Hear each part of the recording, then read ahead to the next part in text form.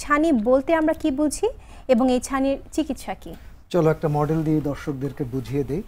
আমাদের চোখকে সবসময় আমরা একটা ক্যামেরার সাথে তুলনা করি। ক্যামেরার ভেতরে যেরকম একটা লেন্স থাকে, আমাদের চোখের ভেতরেও একটি স্বচ্ছ প্রাকৃতিক লেন্স থাকে। এই লেন্সটি যদি ঘোলা হয়ে যায় সেটি ছানিতে রূপান্তরিত হয়। চলো আমরা ছবি দিয়ে দর্শকদেরকে বুঝিয়ে দিই। লক্ষ্য করো, এই ছবিতে চোখের ভেতরে স্বচ্ছ প্রাকৃতিক লেন্সটি ঘোলা হয়েছে। নিচের ছবিতে লক্ষ্য করো, এক চোখের ছানি পরিপক্ক হয়েছে, আরেক চোখের ছানি অপরিপক্ক রয়েছে। এর পরের ছবিতে আমরা দেখব যে চোখের ছানির একমাত্র চিকিৎসা হচ্ছে চোখের ঘোলা লেন্সটিকে অপসারণ করে চোখের ভেতরে একটি কৃত্রিম লেন্স বসিয়ে দেয়া। ধন্যবাদ স্যার। কি কি ধরনের ছানি অপারেশন আসলে রয়েছে? চলো ছবি দিয়ে বুঝিয়ে দেই। এক্সট্রা ক্যাপসুলার ক্যাটারাক্ট সার্জারি বা ইসিসি, আমি যখন ট্রেনি ছিলাম তখন এই পদ্ধতিতেই আমাকে শিখতে হয়েছিল। সেখানে প্রায় 10 থেকে 12 মিলিমিটার জায়গা কাটতে হয়, 7 থেকে 10টি সেলাই দেবার প্রয়োজন হয়। এর পরের ছবিতে আমরা দেখব যে স্মল ইনসিশন ক্যাটারাক্ট সার্জারি, যেটা তুমি এখন শিখছো। সেখানে 6 থেকে 8 মিলিমিটার জায়গা কাটতে হয়, ছানিটাকে আস্ত বের করে আনতে হয়। এর পরের ছবিতে আমরা দেখব এই দুই পদ্ধতিতে ছানিটাকে যেহেতু আস্ত বের করে আনতে হয়, এই পদ্ধতিতে চোখে ইনজেকশন লাগে, ব্যান্ডেজ দিতে হয়, অপারেশনের পরে কালো চশমা পড়তে হয়।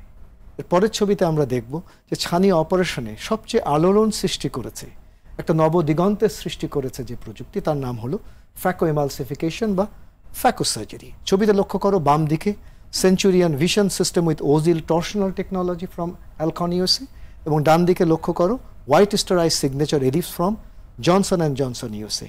এই ওয়ার্ল্ডের সবচেয়ে বেস্ট যে দুটো মেশিন, সেটা আমরা আমাদের হসপিটালে ব্যবহার করছি। এখানে কি করা হয়? এখানে মাত্র 2 মিলিমিটার ছোট্ট একটা ছিদ্র করে ছানিটাকে মেশিনে টুকরো টুকরো করে ভেঙে বা গলিয়ে বের করে নিয়ে আসা হয়। কোনো রকম সেলাই, ইনজেকশন, ব্যান্ডেজ, কালো চশমা কিছুই লাগে না। ধন্যবাদ স্যার। আপনি বলছিলেন লেন্স বসানোর কথা। এই লেন্সের পাওয়ার সঠিকভাবে নির্ণয় করা আসলে কতটা জরুরি? ভীষণ জরুরি। জাস্ট তুমি কল্পনা করো যে চশমার পাওয়ার সেটা যদি সঠিক না হয় তাহলে তুমি ঝাপসা দেখবে। ঠিক তেমনিভাবে চোখের ভেতরের যে লেন্সটি সেটি তো আজীবন রয়ে যাবে, সেটি যদি পাওয়ার সঠিক না হয় তাহলে কি হবে? একজন রোগী ঝাপসা দেখবে। আমার কাছে মাঝে মধ্যে রোগীরা আসে যে অন্য এক জায়গায় অপারেশন করেছে, বলছে এসে যে ভালো দেখতে পাচ্ছি না। আমি পরীক্ষা করে দেখলাম যে সঠিক পাওয়ারের লেন্স বসানো হয়। অনেক সময় লেন্সটা চেঞ্জ করতে হয়, অথবা চোখে আবার ল্যাসিক করে ঠিক করে দিতে হয়।